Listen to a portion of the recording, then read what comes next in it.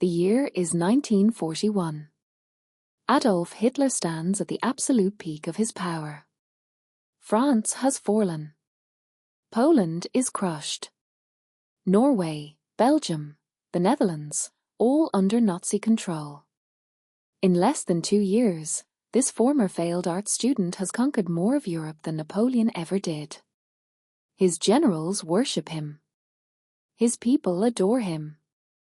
And in the private halls of the Reich Chancellery, Hitler whispers something to his inner circle that will echo through history: "We cannot lose. History has chosen us." His war machine is the most advanced on Earth. His tactics have rewritten the rules of modern warfare.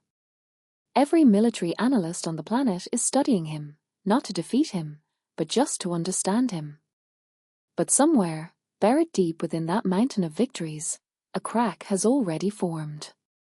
A crack so small, so invisible, that not a single one of his brilliant generals can see it yet. And that crack has a name. Operation Barbarossa begins.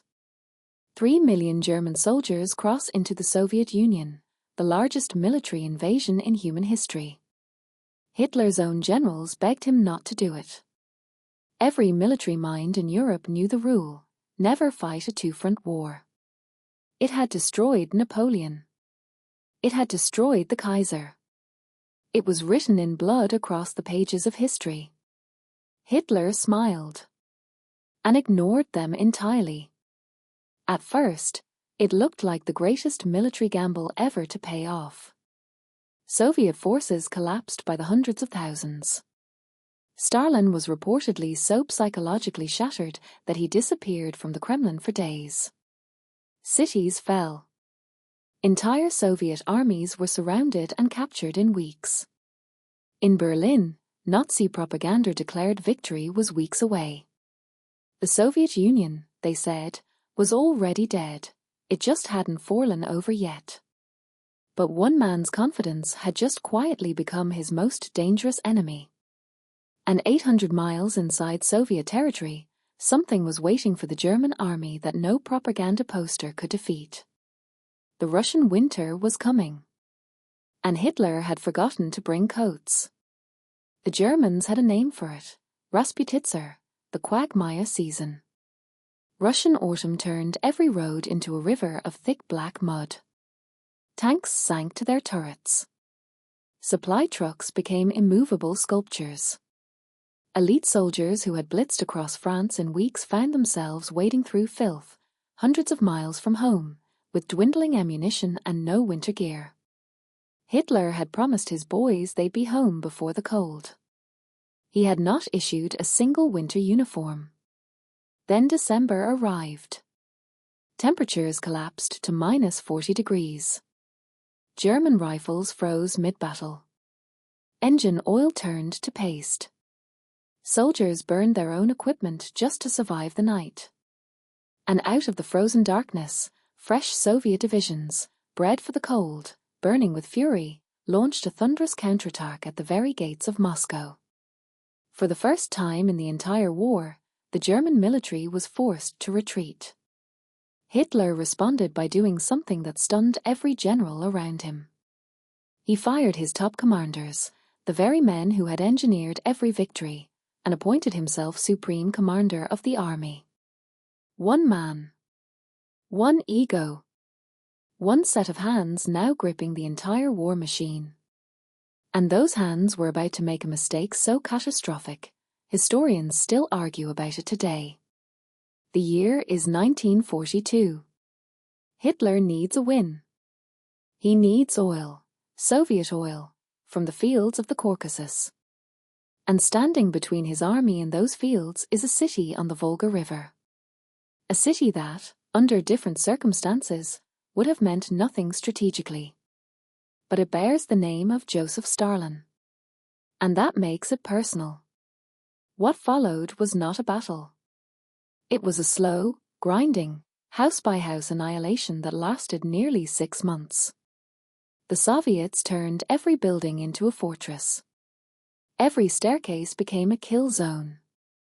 Soldiers fought over a single room for days. A factory floor changed hands 13 times in 1 week.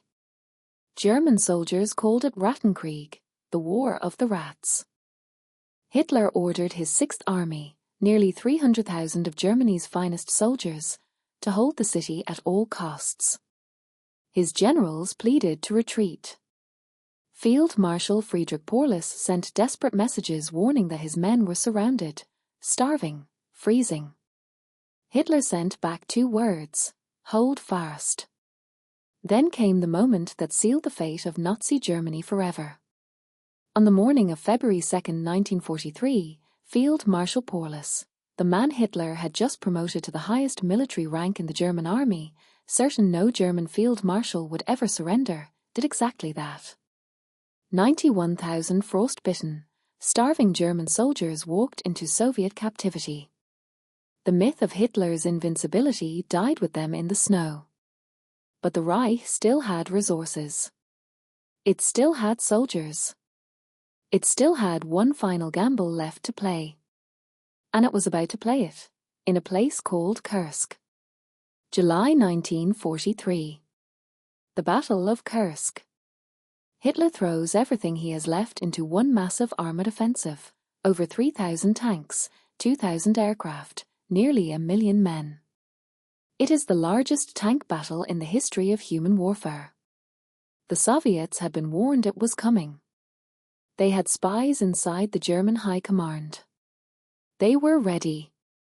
The German advance was swallowed by an ocean of Soviet firepower. Minefields. Anti-tank guns. Wave after wave of Soviet armour. Within days, the greatest German offensive on the Eastern Front collapsed into a catastrophic failure. Hitler called off the attack mid-battle, something he had never done before.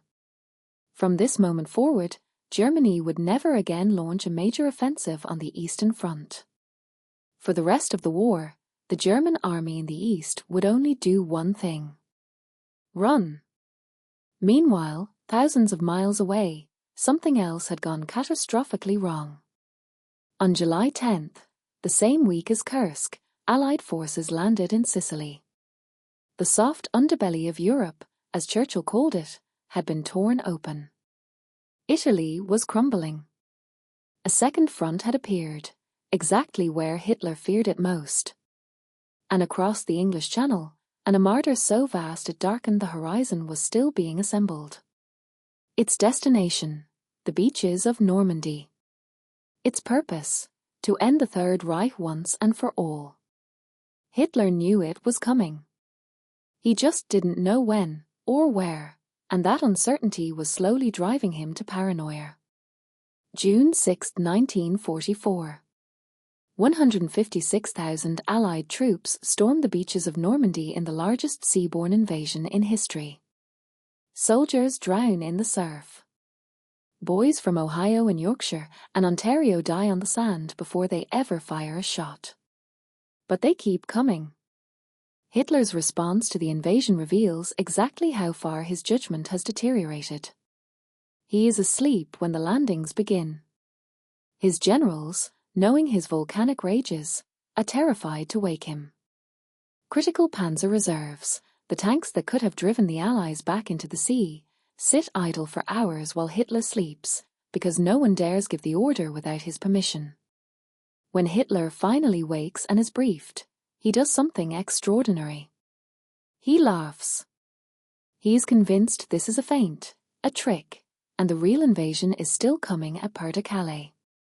He holds his reserves back, waiting for an attack that will never come. By the time he realizes his error, the Allies have established a beachhead. The liberation of Western Europe has begun and cannot be stopped. Now Germany is being squeezed from 3 directions at once. Soviets from the east. Allies from the west and south. Bombs falling on German cities night and day. Inside the Reich, even Hitler's most loyal generals have finally had enough. On July 20, 1944, a briefcase was placed under a table in Hitler's own war room. Inside it, a bomb. The man who placed it, there was a decorated German war hero. And when it detonated, the entire world held its breath. The bomb exploded. The room was destroyed. 4 men were killed. Adolf Hitler walked out with burst eardrums and a trembling hand. The assassination had failed by inches, literally. Someone had moved the briefcase at the last second. Hitler took it as divine confirmation. Destiny had spared him. He was untouchable. He was chosen. And what followed was the most paranoid, bloodthirsty purge in Nazi history. Over 4,900 people executed in revenge, including many of Germany's most gifted military minds. Germany's military capability, already crumbling, was gutted from within by its own leader. December 1944. Hitler summons what remains of his strength for one final gamble, the Ardennes offensive, known to history as the Battle of the Bulge.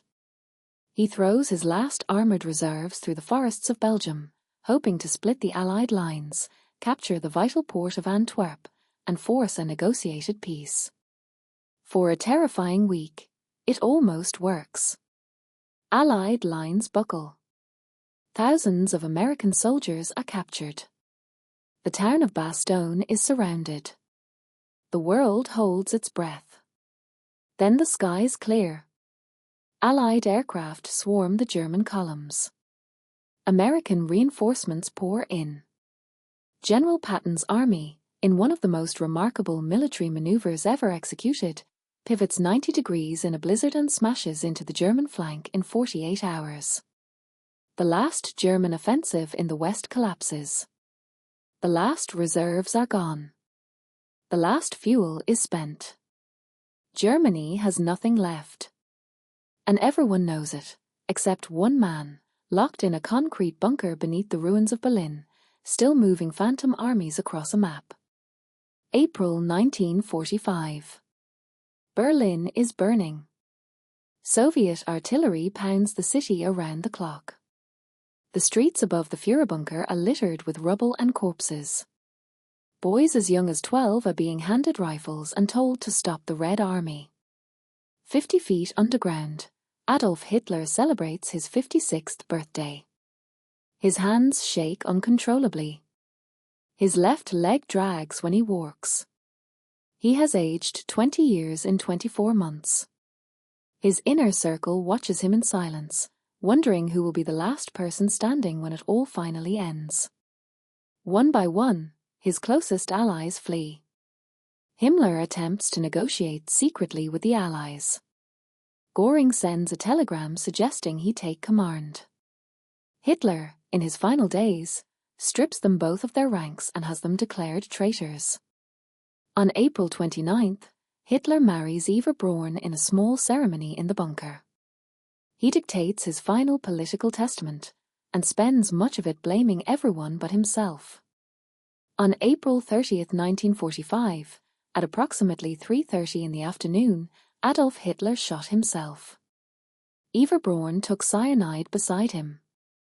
Their bodies were carried upstairs, soaked in petrol, and burned in the Reich Chancellery Garden, as Soviet soldiers fought street by street, less than a mile away. 8 days later, Germany surrendered unconditionally. How did he lose? The answer is not one decision. It is a cascade, each catastrophic mistake flowing directly from the one before it. He invaded the Soviet Union before finishing Britain, opening the two-front war he swore he'd never fight. He appointed himself supreme commander without the training or temperament to hold that role. He sacrificed 300,000 men at Stalingrad for pride. He squandered his reserves on D-Day while he slept. He launched a final offensive with an army running on fumes. But beneath all of it runs a single, unifying thread. Hitler confused early luck with permanent genius.